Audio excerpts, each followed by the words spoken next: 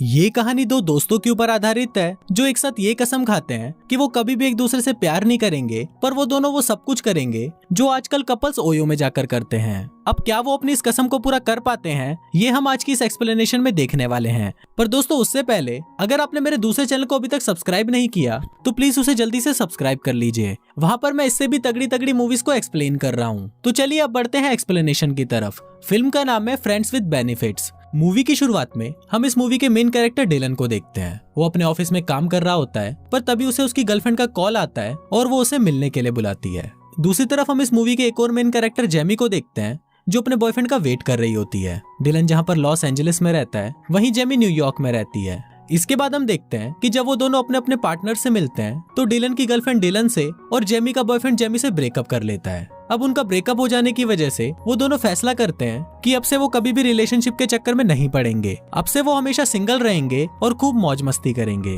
Jamie एक company के लिए लोगों को रिक्रूट करने का काम करती थी, इसलिए वो डिलन को GQ मैगजीन कंपनी में इंटरव्यू देने के लिए न्यूयॉर्क बुलाती है। दरअसल डिलन अपने काम में बहुत अच्छा था, इसलिए जेमी चाहती थी कि डिलन किसी भी हालत में GQ मैगजीन में काम करे और डिलन को इस कंपनी में लगवाने के बदले जेमी को अच्छा खासा कमीशन भी मिल रहा था। इसके बाद जेमी डिलन को पिकअप करने के लिए एयरपोर्ट पर जाती है। फिर जब वो टैक्सी में बैठकर वापस आ रहे होते हैं तब डिलन जेमी को बोलता है कि मुझे नहीं लगता कि मैं इस कंपनी में काम करने के काबिल हूँ। पर इस पर जेमी उसे बोलती है कि तुम अपने काम में बहुत अच्छे हो और तुम इस इंटरव्यू को भी आसानी से पास कर लोगे। अब जेमी के इतने समझाने पर डिलन इंटरव्यू देने के लिए मान जाता है और इंटरव्यू देने के बाद उसकी उस कंपनी में जॉब भी लग जाती है। अब जॉब मिलने के बाद भी डिलन इससे खुश नहीं था और वो जेमी को बोलता है कि एक जॉब की वजह से वो अपनी लाइफ को बदल नहीं सकता। दरअसल डिलन को न्यूयॉर्क शहर कुछ खास पसंद नहीं आ रहा था। इसके बाद जेमी डिलन को अपने साथ लेकर जाती है और उसे न्यूयॉर्क शहर की सबसे अच्छी जगह दिखाती है। अब डिलन ये देखकर बहुत खुश हो जाता है क्योंकि ये शहर उससे काफी अलग था जो उसने टीवी में देखा था, इसलिए अब वो उस कंपनी में काम करने के लिए राजी हो जाता है।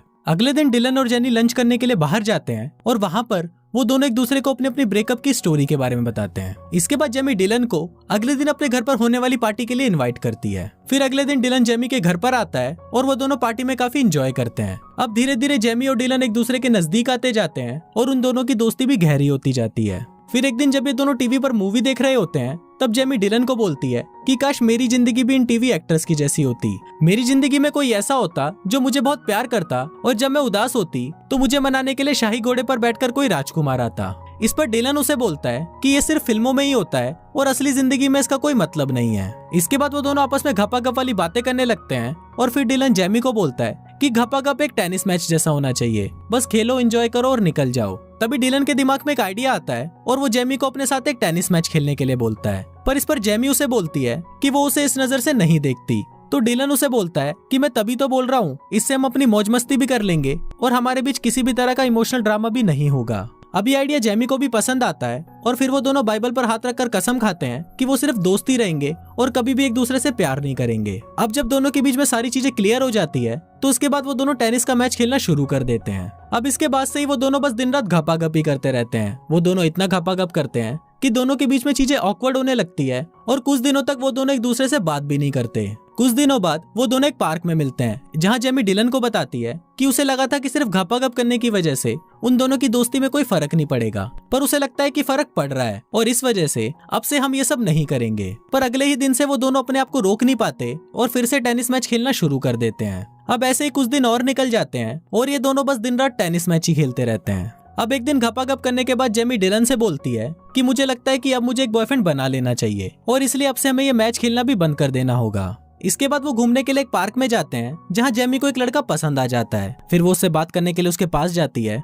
और कुछ देर बातें करने के बाद वो उससे उसका नंबर ले आती है। अब इन दोनों में भी डेटिंग होना शुरू हो जाती है और वो लड़का जेनी को बताता है कि वो एक डॉक्टर है और वो छोटे बच्चों का इलाज करता है। अब कुछ दिनों तक एक दूसरे को डेट करते हैं और फिर एक रात जेमी और डॉक्टर भी एक साथ टेनिस मैच खेलते हैं। अगले दिन वो डॉक्टर बिना बताए जेमी को छोड़कर वहाँ से जा रहा होता है, पर तभी जेमी उसे देख लेती है और उसके पूछने पर वो डॉक्टर उसे बताता है कि वो उसके सपनों का राजकुमार नहीं बन सकता। ये सुनकर जेमी को बहुत गुस्सा आ जाता है और वो उसको गालियां देकर वहाँ से भगा देती है। इसके बाद जेमी डिलन के पास आती है और उसे उस चूतिया डॉक्टर के बारे में बताती है। इस पर डिलन उसे बोलता है कि वो डॉक्टर तो बहुत बड़ा खिलाड़ी निकला और अपनी ठरक मिटाकर वहाँ से चला गया। इसके बाद डिलन जेनी को बताता है कि वो इस वीकेंड को अपने घर लॉस एंजलिस जा रहा है और अगर जेनी चाहे तो उसके साथ चल सकती है। इस पर पहले तो जेनी उसे मना कर देती है, पर डिलन के फोर्स करने पर वो मान जाती है। इसके बाद वो डिलन के घर लॉस एंजलिस जाते हैं। वहां पहुंचने पर डिलन के डैड और उसके सिस्टर डिलन और जेमी को साथ देखकर बहुत खुश होते हैं। यहाँ पर हमें ये भी पता चलता है कि डिलन के डैड को अल्जाइमर की बीमारी है, जिस वजह से वो चीजों को बार बार भूल जाते हैं। इसके बाद हम देखते हैं कि जेमी और डिलन की सिस्टर आपस में बातें कर रही होती हैं, जहाँ वो जेमी को डिलन के बचपन की फोटोज दिखाती है।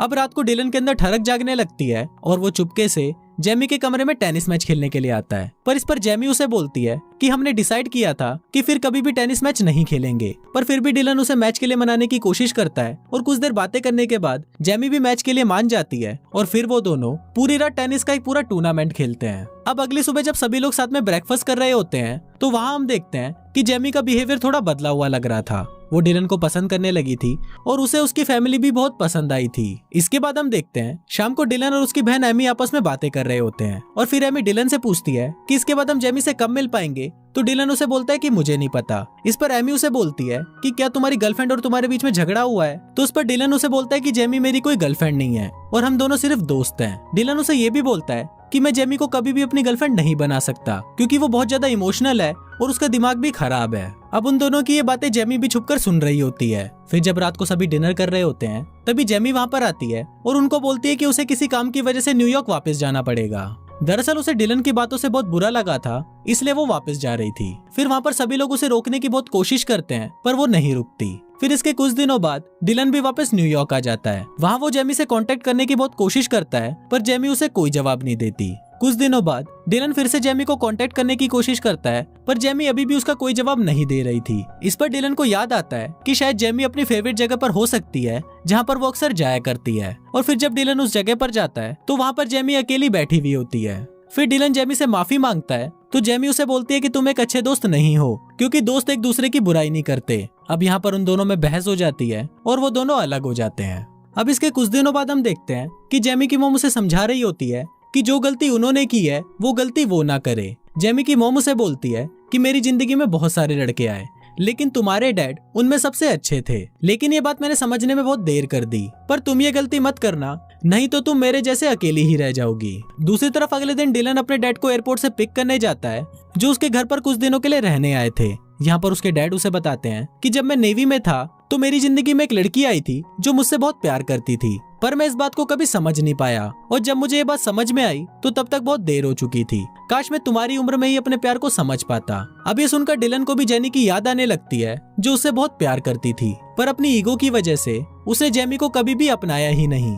इस पर उसके डैड उसे बोलते हैं कि अगर तुम्हारे प्यार में थोड़ी सी भी गुंजाइश है तो जाकर अपने प्यार को बचा लो। फिर डिलन अपने डैड को घर छोड़कर अपने मिशन को पूरा करने के लिए निकल जाता है। इसके बाद हम जेमी को देखते हैं जो अपनी मॉम से बात कर रही थी क्योंकि उसकी मॉम ने उसे एक जगह पर मिलने के लिए बुलाया था। जेमी अपनी मॉम से पूछती है कि आप कहाँ पर हो, तो इस पर उसकी मॉम उसे बोलती है कि वो एक टाई पहने हुए लड़के के पास खड़ी है। अब जेमी उनको ढूंढ ही रही होती है पर तभी वहाँ पर सभी लोग डांस करने लग जाते हैं। इसके बाद वहाँ पर उसे डिलन खड़ा हुआ दिखता है जो उसके पास आकर उससे माफी मांगता है। वो उसको बोलता है कि वो उसे बहुत मिस कर रहा है और वो जेमी से बहुत प्यार करने लगा है। इसके बाद वो जेमी को घुटनों पर बैठकर प्रपोज करता है और फिर वो दोनों एक दूसरे को किस करते हैं। इसके बाद वो दोनों एक साथ डेट पर जाते हैं और ये उनके रिलेशनशिप की पहली डेट होती है। और कुछ इसी तरह से ये फिल्म यहीं खत्म हो जाती है।